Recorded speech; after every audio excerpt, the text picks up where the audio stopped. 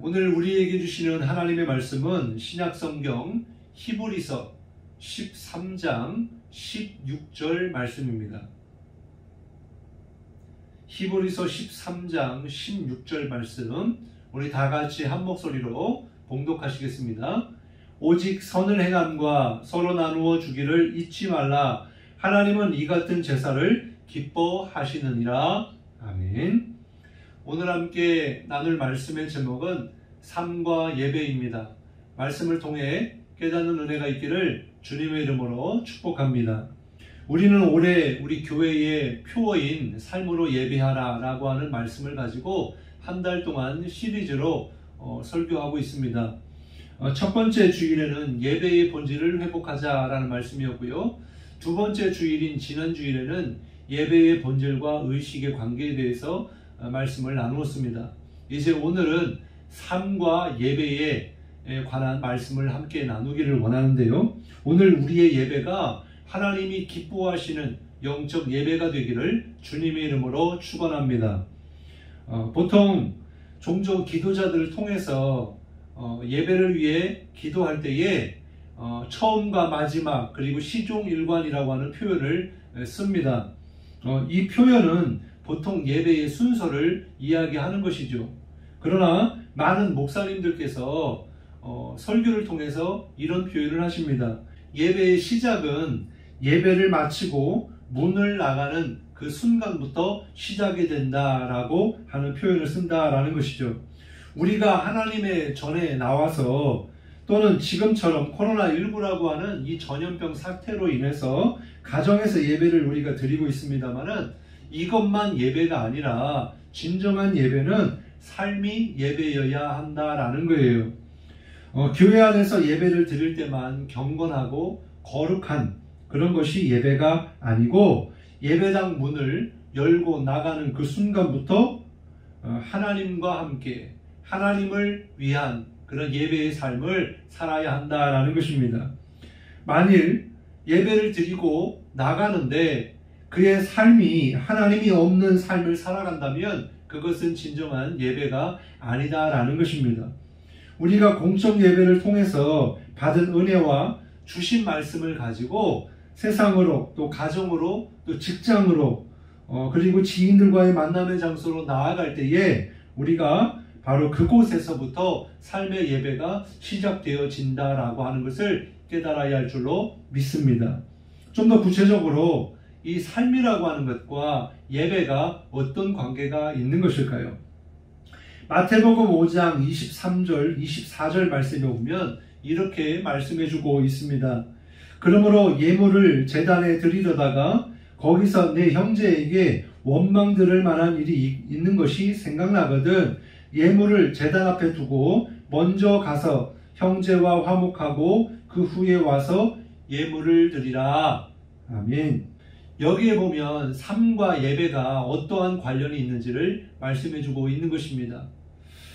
먼저 삶이 어떠하든지 우리가 예배만 드리면 된다. 교회에 가서 예배 시간에 내가 그 자리에 있으면 된다. 이걸로만 우리가 생각해 왔다면 그것을 깨는 그것이 잘못된 생각이라는 것을 말씀에서 깨닫게 해줍니다.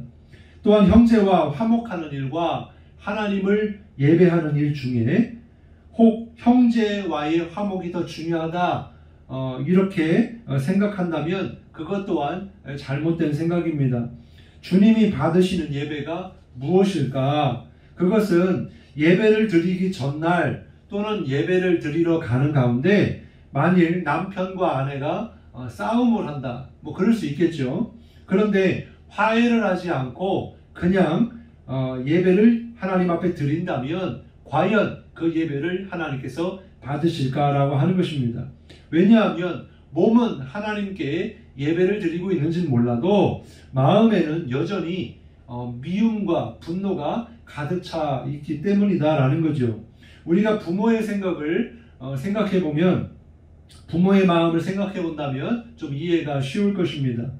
만일 자식들이 서로 싸우고 다투고 틈만 나면 서로 미워하는데 그 자식들이 부모에게 와서 내가 부모님께 효도하겠습니다 라고 한다면 과연 부모는 자식들에게 무엇을 원할까요? 효도받는 것도 중요할지 모르지만 자식들끼리 서로 사이좋게 서로 사랑하고 하나 되기를 원할 것입니다. 그들이 서로의 관계 가운데 잘 지내기를 원할 것이다 라고 하는 거죠. 예배도 마찬가지다 라는 것입니다. 주님은 몸뚱아리만 나와서 하나님을 예배하는 것이 아니라 우리의 온 몸과 마음으로 하나님을 예배하기를 원하시고, 또한 예배의 자리에 나오기 전에 우리의 삶 자체가 하나님을 예배하는 삶으로 드려져야 하나님이 기뻐하시는 예배가 되어진다라고 하는 거예요. 오늘 본문 히브리서 13장의 말씀을 보면은 자세하게 기록되어 있습니다. 본문의 주제는 하나님이 기뻐하시는 예배라고 되어 있어요. 여기에 보면 예배자의 삶에 대해서 말씀해 주고 있는데 1절 말씀에 보니까 형제 사랑하기를 계속하라 라고 말씀해 주고 있어요. 무슨 말입니까? 먼저 내 이웃을 내 몸처럼 사랑하라 라는 거예요. 이것이 바로 삶의 예배다 라고 하는 것입니다. 두 번째는 2절에 보니까 손님을 잘 대접하라 라고 말씀해 주고 있어요. 당연히 나와 친한 그런 친분을 가지고 있는 지인이 우리 집을 방문하게 되었을 때, 또 만남을 가졌을 때 잘 대접을 할 것입니다. 그런데 그러한 사람들만의 이야기가 아닙니다. 어느 누구든지 대접하기를 잘 하라라는 거예요. 구약에도 보면은요, 하나님이 이렇게 고아와 또 과부와 나그네를 잘 보살펴 주라라고 하셨습니다. 그래서 이스라엘의 법에도 그러한 약자들을 위한 법이 있었어요. 그런 것처럼 우리 주변에 정말 특별히 연약하고 또 가진 것이 없고 또 궁핍하게 살아가는 사람들을 잘 대접하라라는 것입니다. 그리고 3절 말씀에 보니까 갇혀있고 학대받는 일을 생각하라 그랬어요. 우리 그리스도인들이 정말 이 말씀을 따라서 정말 그러한 옥에 갇힌 사람들 뿐만 아니라 여러 가지 삶의 문제로 갇혀있는 사람들, 그리고 특별히 연약하여 힘이 없어서 가진 것이 없어서 사람들에게 무시를 당하고 또 부당한 대우를 받고 그리고 학대를 받는, 요즘에 계속 연일 방송되고 있는 이 정인이 사건을 여러분 잘 알 것입니다. 그의 부모가 크리스찬임에도 불구하고 또 그 양부모의 부모님들이 목회를 하고 있는 이 목회자 집안이라고 하는 것을 생각해 보면서 어떻게 이런 일이 생길 수 있었을까라고 하는 생각도 들었습니다만, 만일 이 말씀대로 정말 학대받는 일을 주님의 마음으로 정말 사랑으로 보살펴주고 도와주었다면 아마 이렇게 16개월 된 아이의 죽음을 막지 않았을까, 그런 생각을 해보게 되었습니다. 이처럼 우리 주변에 정말 도와줘야 될, 그리고 돌아봐야 할 그런 사람들이 많이 있다라고 하는 것을 우리가 깨닫고 그리스도인으로서 그러한 사람들을 우리가 삶 가운데서 정말 할 수 있는 그 범위 내에서 최선을 다해서 도와야 할 줄로 믿습니다. 그리고 4절에 보니까 결혼을 귀히 여겨 남편과 아내를 소중히 여기라 라고 말씀해 주고 있어요. 그렇습니다. 결혼은 남자와 여자가 한 몸이 되는 것, 한 가정을 이루는 것은 하나님의 정하신 이치다라고 하는 거죠. 그렇기 때문에 하나님께서 맺어주신 그 짝을 정말 소중하게 생각하고, 또 남편은 아내를, 아내는 남편을 정말 주님을 사랑하듯 사랑하고 또 그렇게 아끼고 소중히 여겨야 된다라고 하는 것입니다. 그렇다고 한다면 정말 우리의 가정을 한번 돌아보면서 정말 먼저 내게 주신 가족들 사랑하시길 바랍니다. 다섯 번째로 5절에 보니까 돈을 사랑하지 말라라고 말씀해 주고 있고요.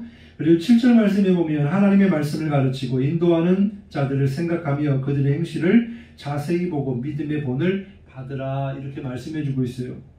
우리가 말씀을 전하는 그런 목회자를 통해서 우리가 말씀을 배울 때에 먼저는 그 말씀을 전하는 그 목회자의 삶을 자세히 들여다보라라는 것입니다. 목회자도 사람인지라 실수를 할 수도 있고 죄를 범할 수도 있습니다. 그리고 지금 이 목회자들의 문제, 이 도덕성의 문제 때문에 많은 세상으로부터 지탄을 받고 있는 그런 뉴스거리들이 참 많이 나옵니다만은, 어쨌든 나에게 말씀을 가르치는 사람을 보면서 정말 그 믿음의 본을 따라 본받아야 하는데, 만약 그리하지 못한다면 어떻게 해야 될까? 먼저는 말씀을 가르치는 자를 위해서 기도해야 할 것이고요. 또 말씀을 전하는 사람은 정말 하나님의 말씀을 그대로 전할 뿐만 아니라 삶으로 살아내야 하고, 그래서 그 말씀을 가지고 살아내어서 전하는 목회자나 그 말씀을 듣고 또 목회자 삶을 보는 성도들이나 정말 주님 모실 때에 온전한 그런 믿음의 예배자로서의 삶이 될 수 있기를 간절히 바랍니다. 9절에 보면 다른 복음이나 다른 교훈에 끌리지 말아야 된다라고 말씀해 주고 있어요. 우리가 교회에서 예배를 드리고 또 말씀을 배운다 하더라도 계속해서 갈급할 수 있고 목마를 수 있습니다. 그렇다고 해서 이단의 가르침이나 또 다른 사람들이 다른 곳에서 좋은 것을 가르쳐 주겠다고 쉽게 미혹되거나 현혹되지 말아야 한다라는 거예요. 그리고 또한 하나님을 항상 찬송하라 라고 말씀하고 있습니다. 우리가 예배 시간에만, 주일에만, 교회에 와서만 하나님을 찬송하는 게 아니라 하나님이 우리에게 입술을 주신 것은 먼저는 하나님을 찬송하라고 주신 것입니다. 그렇기 때문에 하나님을 늘 높이는 말을 하고 하나님을 향하여 우리의 마음의 고백을 담아서 찬양해야 한다라고 하는 거예요. 그리고 17절에 보니까 말씀으로 인도하는 자들에게 순종하고 복종하라 라고 되어 있습니다. 하나님의 말씀을 목회자를 통해, 설교자를 통해 들을 때에 그 말씀을 마음에 새기고 삶 가운데 적용하고 순종하고, 오늘 말씀에도 보면 복종하라까지 말씀해 주고 있는데, 정말 하나님의 진리의 말씀을 선포할 때에는 그대로 순종하는 것이 여러분에게 유익이고 복이 되는 줄 믿습니다. 그리고 18절에 보면 서로를 위하여 기도하라 라고 말씀해 주고 있어요. 삶이 기도여야 합니다. 먼저는 정말 자신의 영혼을 위해서도 기도해야 되겠고, 또한 어머니들에게, 또한 아버지들에게 정말 자식을 위하여 기도하라 라고 하는 말씀처럼 자녀를 위해 울면서 기도해야 할 것이고, 또 내가 섬기는 교회를 위해서 기도해야 되고, 또 섬기는 교회의 목회자를 위해서 기도해야 되고, 또 우리 성도들을 위해서 기도하고, 정말 더 나아가서는 이 지역과 우리 나라와 민족을 위해서 기도해야 됩니다. 나라가 평안하지 못하고 또 나라가 악한 그런 문화 속에서 계속 사탄의 권세 아래 있으면은 정말 하나님을 자유롭게 예배할 수도 없고 또 온전하게 평안한 삶을 누릴 수가 없는 것입니다. 그래서 정말 내가 좋아하든 좋아하지 않든 정치하는 사람들을 위해서, 위정자들을 위해서, 특별히 이 나라 대통령을 위해서 하나님을 경외하고 대통령으로서의 역할을 잘 감당할 수 있도록 기도해야 될 줄로 믿습니다. 특별히 16절에 보면요, 주님이 기뻐 받으시는 예배가 무엇인가 라고 대답해주고 있는데, 16절 말씀을 우리 다 같이 함께 읽어보겠습니다. 시작. 오직 선을 행함과 서로 나누어 주기를 잊지 말라. 하나님은 이 같은 제사를 기뻐하시느니라. 아멘. 여기에서 하나님이 기뻐하시는 제사, 하나님이 기뻐 받으시는 예배, 오늘 말씀을 종합해보면 삶 가운데서 오직 선을 행하고, 이게 무엇입니까? 선하고 악한 것이 무엇입니까? 하나님이 기준이고 하나님의 말씀이 기준인 거죠. 하나님은 우리로 하여금 선을 행하기를 힘쓰라고 말씀하고 있고 그러기를 원하시는 주님이십니다. 그래서 우리가 하나님의 뜻을 따라서 선하신 하나님의 그 선하심을 사람들에게 세상에서 나타내 보일 수 있어야 한다라고 하는 거예요. 또한 서로 나누어 주기를 잊지 말라 그랬습니다. 내게 주신 건강, 내게 주신 물질, 남보다 더 많이 가졌다면 그것은 바로 남을 위해서 나누라. 하나님의 몸된 교회를 위하여 헌신하고 또한 우리의 가족뿐만 아니라 주변의 이웃들에게 나누어주고 그렇게 사랑을 나누어주는 그런 삶이 하나님이 기뻐하시는 예배다라고 분명히 말씀해주고 있습니다. 오늘 이 말씀을 우리의 마음에 새기며 정말 우리의 삶에 주신 말씀을 기준으로 하여 세상에 나아가서 예수님의 삶을 본받아 선을 행하고 서로 나누어 주기를 힘쓰는 저와 여러분이 되기를 주님의 이름으로 축원합니다. 사도행전 10장 38절에 보면 하나님이 나사렛 예수에게 성령과 능력을 기름 붓듯 하셨음에 그가 두루 다니시며 선한 일을 행하시고 마귀에게 눌린 모든 사람을 고치셨으니 이는 하나님이 함께 하셨습니다. 이렇게 말씀하고 있어요. 우리는 지금까지 믿음으로 또한 오직 은혜로 구원을 받는다라고 하는 진리를 가르침 받아 왔습니다. 당연히 맞는 말이죠. 이것이 진리입니다. 그러나 믿음만을 강조하고 선한 일 행하는 것을 강조하지 못한 것이 그런 우리의 문제가 아닌가 그런 생각도 들게 됩니다. 그래서 삶으로 정말 믿음을 증명하는 그러한 사람을 찾아보기가 어렵고 세상으로부터 욕을 먹는 그런 무늬만 크리스찬, 교회 안에서만 크리스찬이고 세상에 나아가서는 전혀 그리스도인으로서의 삶을 살지 않는 그런 모습이 많아진 것이 아닌가 그런 생각을 해보게 되었습니다. 여러분, 믿음과 삶이 분리되는 것이 아니다라고 하는 거예요. 이런 것처럼 삶과 예배가 또 삶과 신앙이 절대로 분리되지 않는다라고 하는 것을 깨달아야 할 줄로 믿습니다. 지난 2020년 12월 27일에 열린교회를 담임하시는 김남준 목사님께서 새로운 삶을 찾아서라는 설교 중에 이런 말씀을 하셨습니다. 예배한 것만큼 살고 산 것만큼 예배합니다. 한 사람이 예배의 자세가 전혀 되어 있지 않고 예배에 나와서 하나님께 자신의 마음을 드리지 못하고 있다면 그는 예배에 드리러 오기 직전까지 그러한 삶을 살던 사람입니다. 예배를 통해서 그 고리를 끊지 않고 어떻게 그 사람이 새로운 삶을 찾아갈 수 있겠습니까?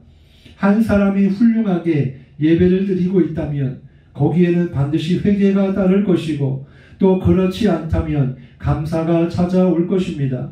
예배의 감격은 삶의 감격으로 이어지게 될 것입니다. 예배의 감격 없이 삶의 감격 또한 없는 것입니다. 이렇게 말씀을 하셨습니다. 참 동의가 되는 말씀이었어요. 그러면 지금 우리의 삶을 한번 돌아보기를 원합니다. 만일 우리의 삶에 감격이 있는가? 만약 이 감격이 없다면 그리고 날마다 불평과 불만과 다른 사람을 향한 시기와 질투와 또한 세상의 욕심과 돈을 사랑하는 것이 내 속에 가득했다면 오늘 우리가 드리는 예배 또한 하나님이 과연 나의 예배를 받아주실까? 중요한 사실은 그러한 삶을 살았다 하더라도 우리가 예배를 드리면서 그러한 잘못된 삶의 고리를 끊어야 된다라고 하는 거예요. 그리고 하나님 앞에 진정한 회개로 나아갈 때 비로소 다시 새로운 시작을 맞이하게 될 것입니다. 또한 주님을 향해 전심으로 예배한다면 다시 하나님이 쓰시는 믿음의 삶이 될 거예요. 그리할 때 하나님이 함께 하시고 우리에게 은혜와 복을 주시는 줄 믿으시기 바랍니다. 그렇기 때문에 우리가 오늘 예배를 잘 드려야 하는 거예요. 비록 교회에 나와서 예배를 드리지 못하지만 오늘 영상을 통해 예배하는 여러분의 예배를 통해서 또한 지금 여러분에게 주시는 이 말씀을 마음에 새기면서 정말 하나님이 나에게 주시는 이 말씀을 가지고 이제 예배가 마치고 돌아가게 되올 때 세상으로 나아가게 될 때 정말 말씀대로 살아가는 그런 믿음의 삶, 새로운 삶의 시작이 있기를 주님의 이름으로 축원합니다. 오늘 이 말씀을 우리의 마음에 잘 새기시고요. 순종하시기를 바랍니다. 지금 코로나19 사태를 통해서 주님이 우리를 향해 주시는 메시지가 있다라고 생각을 합니다. 우리가 우리의 믿음을 삶으로 증명해 내었다면 교회가 교회로서의 사명을 잘 감당해왔다면 세상은 우리를 지금처럼 이렇게 쉽게 조롱하거나 비판하지는 않을 것입니다. 또한 너무나 중요한 예배, 반드시 그리스도인이라면 지켜내야 할, 하나님을 향해 꼭 드려야 할 이 예배를 지금 현장에서 드리지 못하고, 심지어는 이 예배 때문에 몇몇 교회들은 폐쇄가 되고 있는 지금 이러한 때에 다시 한번 우리가 생각해 봐야 할 것은 공적 예배를 우리가 소중히 여겨야 하는 것과 뿐만 아니라 그만큼 우리의 삶의 예배 또한 소중히 여겨야 한다라고 하는 것입니다. 바로 우리의 가정에서부터 하나님을 예배하는 것을 회복해야 되고, 여러분, 우리가 삶의 그런 직장의 터전 가운데 많은 사람들로 하여금 정말 나의 삶이 그냥 단순히 돈을 벌기 위한 수단이 아니라 하나님께 영광 돌리기 위한 직장, 하나님을 더 기쁘시게 하기 위해서 일을 하는, 하나님이 나에게 주신 이 일이 하나님이 주신 것이다 라고 생각하며 하나님을 예배하는 그 예배를 회복하고, 또한 우리의 자녀들과 함께 신앙의 그런 이 대가 끊어지지 아니하고 함께 예배하는 그런 삶을 살아내고 또 가르치고 모범이 되어지고, 그래서 우리가 삶의 그런 예배를 우리가 회복해야 될 줄로 믿습니다. 마태복음 5장 13절부터 16절까지의 말씀을 한번 같이 읽어보겠습니다. 시작. 너희는 세상의 소금이니 소금이 만일 그 맛을 잃으면 무엇으로 짜게 하리요? 후에는 아무 쓸데없어 다만 밖에 버려져 사람에게 밟힐 뿐이니라. 너희는 세상의 빛이라. 산 위에 있는 동네가 숨겨지지 못할 것이요, 사람이 등불을 켜서 말 아래에 두지 아니하고 등경 위에 두나니 이러므로 집안 모든 사람에게 빛이 느니라. 이같이 너희 빛이 사람 앞에 비치게 하여 그들로 너희 착한 행실을 보고 하늘에 계신 너희 아버지께 영광을 돌리게 하라. 아멘. 이미 우리는요, 예수님을 믿는 하나님의 자녀들이기 때문에 우리는 빛과 소금이 되었습니다. 이미 우리의 존재는 빛이요 소금이다 라고 하는 거예요. 이것을 어떻게 할 것이냐, 이 빛을 어떻게 나타낼 것이냐, 이 소금을 어떻게 세상에서 맛을 내게 할 것이냐 라고 하는 말씀을 예수님께서 주신 것인데, 여기 보면은 세상에 나아가서 정말 소금처럼 정말 사람들과 사람들의 관계 속에서 화목해 하고 화평케 하고 선을 베풀고 긍휼히 여기고, 또한 내가 있어야 할 그곳에서의 존재의 이유, 그것을 알고 하나님께 영광이 되고 사람들에게는 평화와 사랑을 실천하는 것이 바로 소금의 역할인 줄 압니다. 뿐만 아니라 나로 인해서 공동체가 더 잘 돼야 되겠죠. 더 목적을 향해서 본질을 더 본질되게 해야 되겠죠. 뿐만 아니라 이 빛이라고 하는 것도 어둠 가운데 빛을 내게 되는데, 먼저는 보니까 집안 모든 사람에게 비친다 그랬어요. 먼저는 여러분의 가정에서 빛을 발할 때 세상에 나아가서 빛을 발해야 한다는 거예요. 이같이 너희 빛이 사람 앞에 비치게 하여 그랬습니다.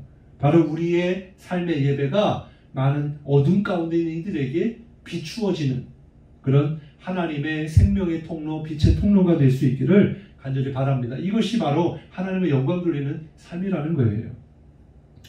그러한 정말 어두운 세상과 사람들에게 빛과 소금물소의 그런 삶을 살아내는 것, 이것이 우리의 삶의 예배인 줄 믿으시기 바랍니다. 이제 교회 밖에서 세상의 삶의 한복판에서 우리의 몸을, 우리의 마음을 하나님께 온전히 드리시기를 바랍니다. 또한 죄를 이기고 유혹을 물리치고 의의 병기로 드려지는 그런 삶의 예배자가 되기를 주님의 이름으로 축원합니다. 기도하겠습니다.